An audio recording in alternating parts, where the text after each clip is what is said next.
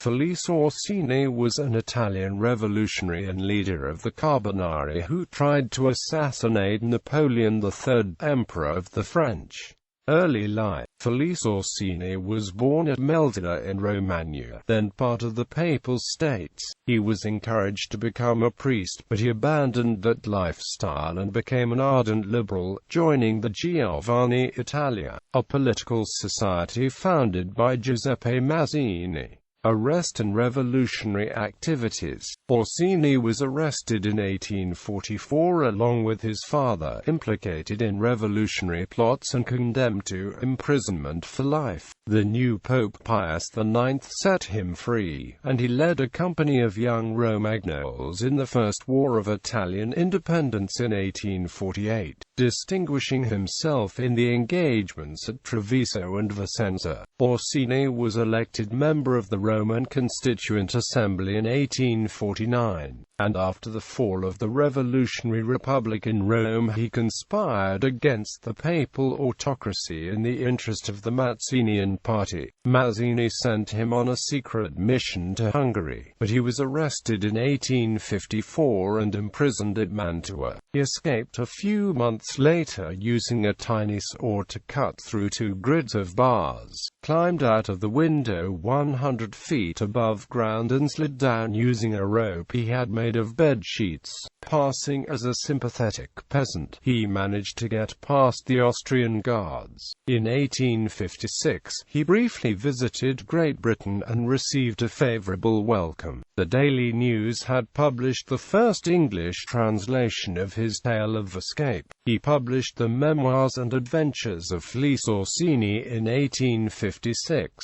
In 1857, he also published an account of his prison experiences in English under the title of The Austrian Dungeons in Italy, which led to a rupture between him and Mazzini. Then he began to negotiate with Osanio Franchi, editor of the Ragione of Turin, which he proposed to make the organ of pure republicans. Orsini became convinced that Napoleon III was the chief obstacle to Italian independence and the principal cause of the anti-liberal reaction throughout Europe. He plotted his assassination with the logic that after the emperor's death, France would rise in revolt and the Italians could exploit the situation to revolt themselves. He went to Paris in 1857 to conspire against the emperor. At the end of 1857, Orsini briefly visited England, where he contacted gunsmith Joseph Taylor and asked him to make 6 copies of a bomb of Orsini's own design. It would explode on impact and used fulminate of mercury as an explosive.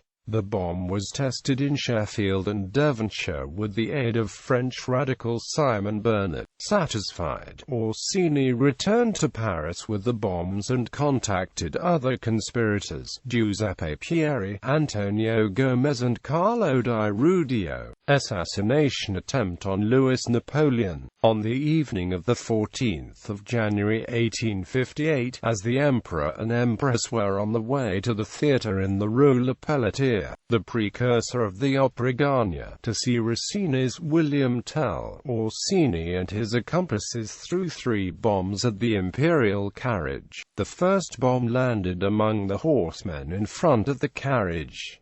The second bomb wounded the animals and smashed the carriage glass. The third bomb landed under the carriage and seriously wounded a policeman who was hurrying to protect the occupants. 8 people were killed and 142 wounded, though the emperor and empress were unhurt. Napoleon realized that he and Eugénie de Montaigu had to proceed to the performance and appear in the box. Orsini himself was wounded on the right temple and stunned.